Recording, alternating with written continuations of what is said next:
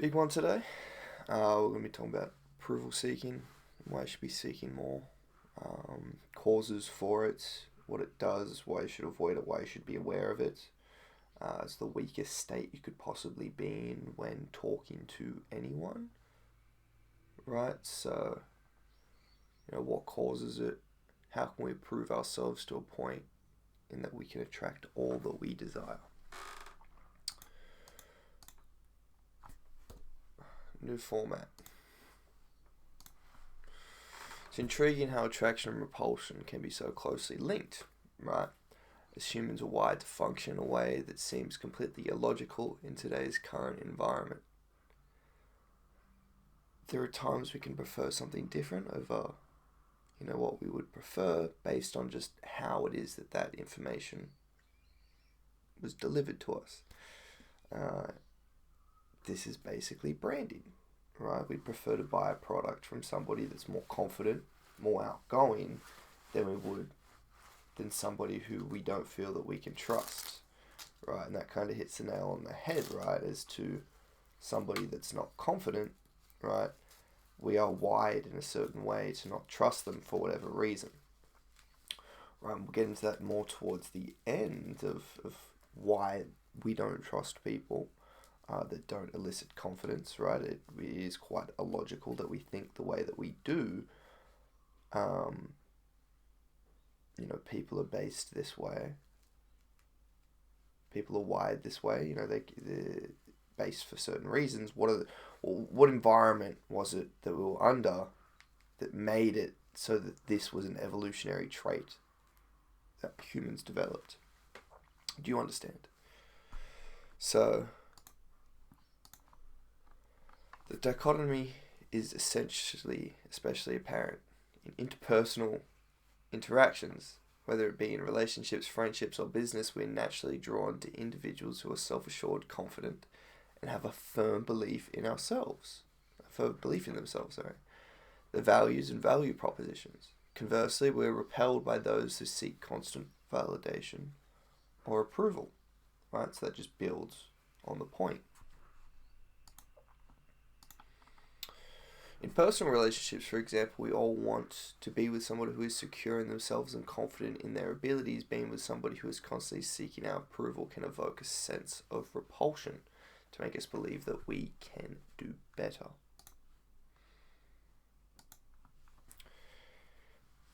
And in my favorite scenario, in pitching a business, for example, investors in these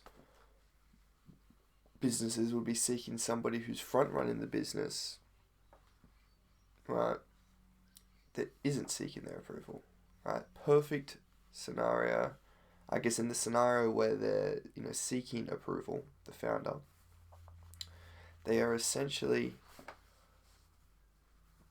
desperate to get the investor in their situation, right? If you think of the perfect scenario for an investment, and you'll see it all the time in scams as well. It'll essentially be something on along the lines of,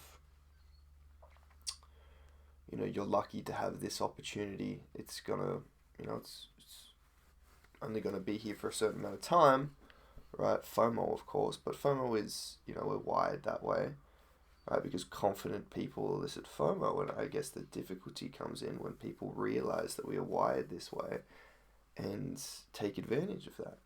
So you'll see in scams all the time, people using high pressure tactics. It's not even high pressure, right? Because they can leave at any time, but people that don't know any better, right, will fall for this person's confidence, essentially, that it offers a crypto pump, for example.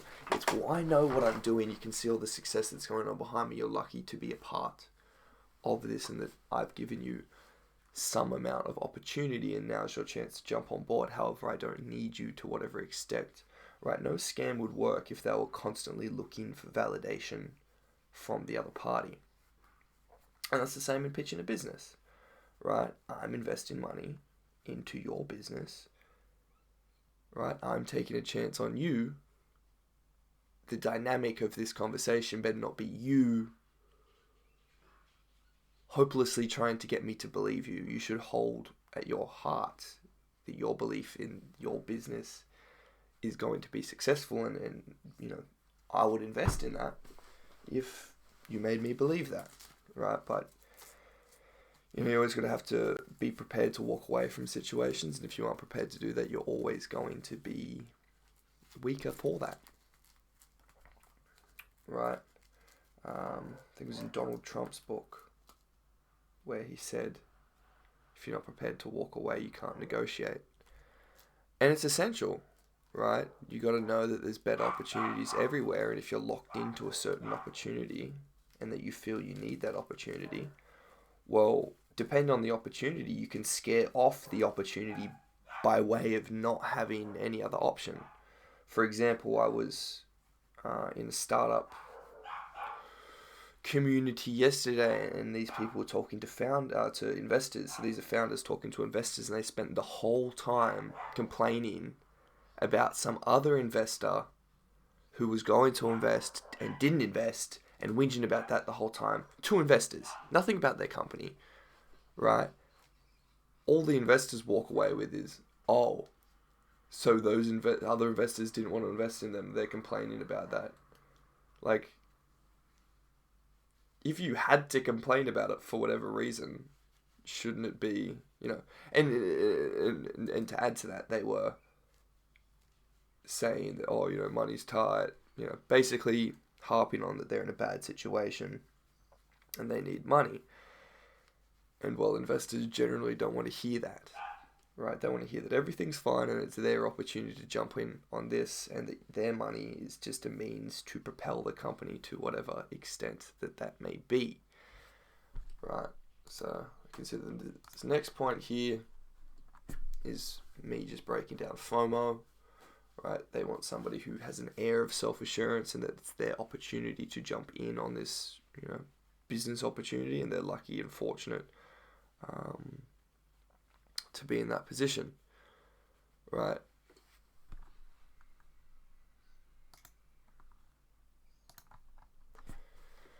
So this next point, in one scenario they feel responsible, and in the other they feel optimistic or lucky,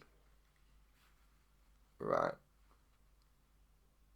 It's our responsibility to uphold our value and value propositions. We cannot let those to be seen or need those to be validated by somebody else, right? If ever you feel that requirement, or that you need somebody to believe something that you believe, you're already in a losing position. Because there's only one thing that we personally can control, and that's what we think, right? And what does that mean by proxy? We can't control what other people think. So, and that's not to say to be arrogant to a point and not take on feedback, right? It's to be to the point of when you're presenting the information, you're not requiring input from the other person, right? And if they're not giving you what you want in terms of a conversation, in terms of a dynamic, well, it's not up for you to, try harder and push and seek validation from them. Just be not standoffish, be unopposed to it, if that's what I want to say. Irrespective of their response, your delivery is the exact same. You're not looking for a level of response to continue delivering information, right? You're delivering the same information, same tone, same everything, irrespective of their response. And that's not to say to not leverage EQ to some extent in the conversation, in the dynamic, right? But it is to say, if they're not giving you certain amounts of feedback, that shouldn't change your belief in what you're saying, right? If you're talking about something you believe in, right? If somebody's facial expression throws you off, or somebody says something that throws you off, you don't believe it, essentially. And if you're trying to persuade them into your way of thinking, trying and changing due to their reactions isn't exactly beneficial, right? It'll just trigger the fight or flight response to some extent, right? If you them to you is an opportunity, equally you are an opportunity to them. And every good opportunity in life that you really want is something you have to chase, right? Think of a product that you wanted to buy. Generally, it's a product that you're happy to chase to some extent. Any product that you've ever had to chase, oh, you got to pre-order it, oh, you got to wait in this line, then you get it. You feel infinitely better about the product than you ever did, than you would have otherwise if you just walked in and got it, or someone who was trying heavily to sell it to you and you bought it. Right? Think of especially how they sell cars now, or luxury items, for example. You can't go specifically to Rolex and buy the number one item. They don't let you. And that pisses rich people off. They can't buy what they want. They want it. And to some extent, money always gets you anywhere you want, but they'd much prefer it to level up their status. They'd much prefer do what it is that's required in the situation for you to offer it to them, as opposed to them having to spend money elsewhere. The exact same scenario is taken in with men in sex. Think about it, right? You can go pay for sex. You're going to get the physical desire gone, sure, but there's a different level to it that's unsatisfied. That's you're not satisfied with, and that's because you didn't work for it. You didn't chase it, right? That's why generally, that's why lots of men will get obsessed with this feeling of sleeping with multiple women. It's not the sex, because you can always just pay for that, but it's the adventure, the quest to some extent, right? That, it didn't just come to you. There was work that was put into it, right? Skills were leveraged, right? Not anyone could have done it. Whereas if you buy it with money, it's not special. Anyone could have done that if they had the right amount of money, though, of course, there's different levels of wealth, and, the more you spend on something, the more other people can't attain that. But, if it's a mix of both, right? Bugatti, right? Why is that so amazing to buy? Well, not everyone can buy one, and not everyone's allowed to buy one. Of even the people that have enough money to buy one, they're not allowed to buy one because Bugatti won't sell it to them. Right? And people know this. This isn't revolutionary information. I'm simply connecting dots to different areas in life. I think everyone's aware of these selling methods, but I don't think they recognize how it's connected and what selling a product can tell you about communication with people. Essentially, it's the same thing, but drawing the connections is what I believe to be the most powerful thing when it comes to understanding people, because generally these connections and these lines are everywhere throughout communication, throughout different methods, right? When you understand those lines, you generally need to learn less, if you get what I mean. So think of social dynamics. If you learn this at its core, it springs out to every other dynamic: business, relationship, love, interpersonal, just normal relationships. You can learn each of these things on the outside, right? And learn this technique to do with finding a significant other, this technique about something in business, or you could just learn it here at its core level, and you'll see how it branches out. And then this is everything, right? You learn the core of social dynamics. That's all encompassing. You become an all encompassing being, right?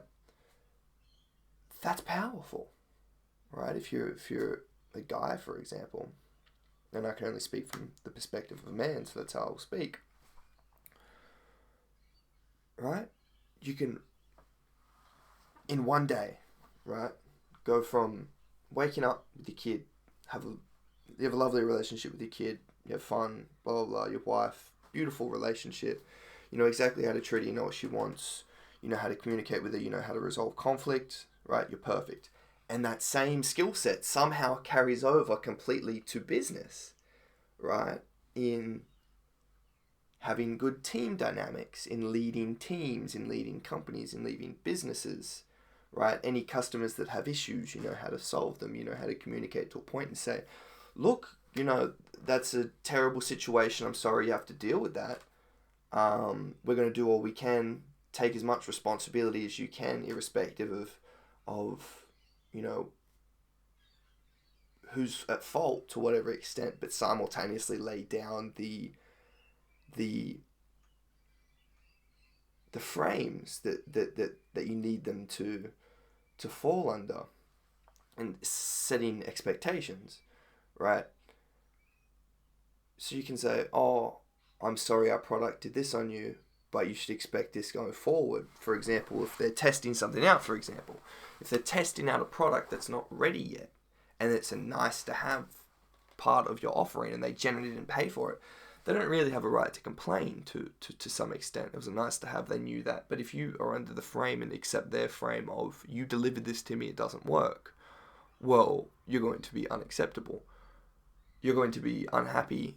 You're going to be in a bad frame. But if you function under the frame of, we've delivered something out of the, you know, out of what was initially promised to you, right? And you've got this value that you're currently not paying for. Of course, we'll support it and we'll take responsibility for any issues that take place, but please do be patient so we can offer you a better service. As opposed to, you know, taking it under the frame of, you've done a bad thing to me, this is a service I paid for, and you're not delivering, right? You've gone from not delivering to over-delivering, just in a frame control. Exact same thing in relationships as it is in business, right? Setting expectations, right? Interpersonal relationships. How good are you at friends? Communication, right? How well can we communicate? How well do you understand me as a person? How well do you understand other people as people? Right? All of this matters. But yeah, so understanding social dynamics at its core is important. And what it is that I plan on teaching here at Bowness. So, you know, we've actually got more to go on here, but understanding social dynamics at its core. Very important. Very, very important. So in all human endeavors, especially those that involve personal interactions, such as love, relationships, friendships, business, sales, leadership, and competitive sports, as a little caveat there, it is crucial to have a firm belief in ourselves, our beliefs, our value propositions. This allows us to become the most powerful versions of ourselves. You cannot be at the whim of other people's frames, as I just said then. Right? If your belief is this, and somebody else's belief is this, you can see the overlap. You can pull that overlap in. Right?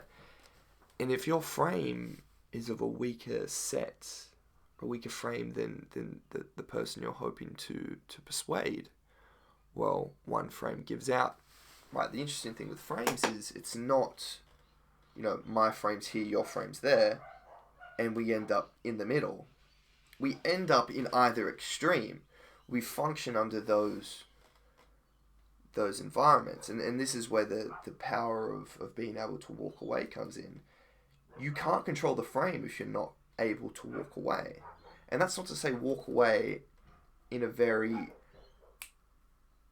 It's not to say walk away in an emotional way that's emotionally led. It's, this isn't working out, right? All respect to you, and I wish you the greatest success, but this isn't going to work for me. And what's the benefit in working with somebody in the first place if you know you're not going to work out from the get-go? There's no benefit at all, right?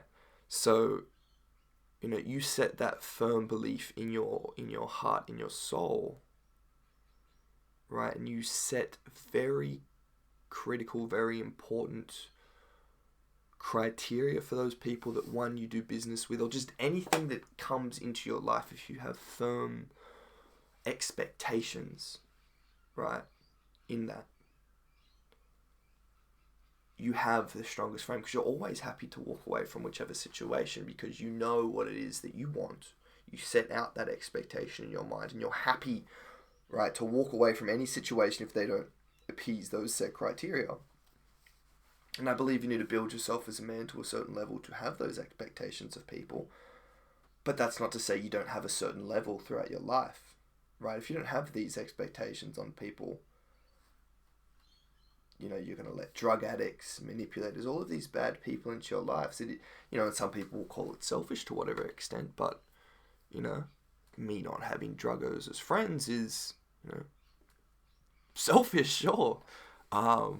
But equally, it's selfish of them to believe that I'll change for that. And I don't think it's a, you know, out there belief to say that you should be very particular over who you bring into your circle, right? You are the what is it? The sum of the 5 people you hang out with most, right? Everyone knows this. This is not new. I'm not saying all of these new things. As I said before, I'm simply connecting the dots of why these things are the way that they are. Social dynamics. So, this is more of a teaser of what it is I'll be talking about. I'll be breaking down lots of other areas from you know, today's today's call, today's little video here. I've done my raps now, so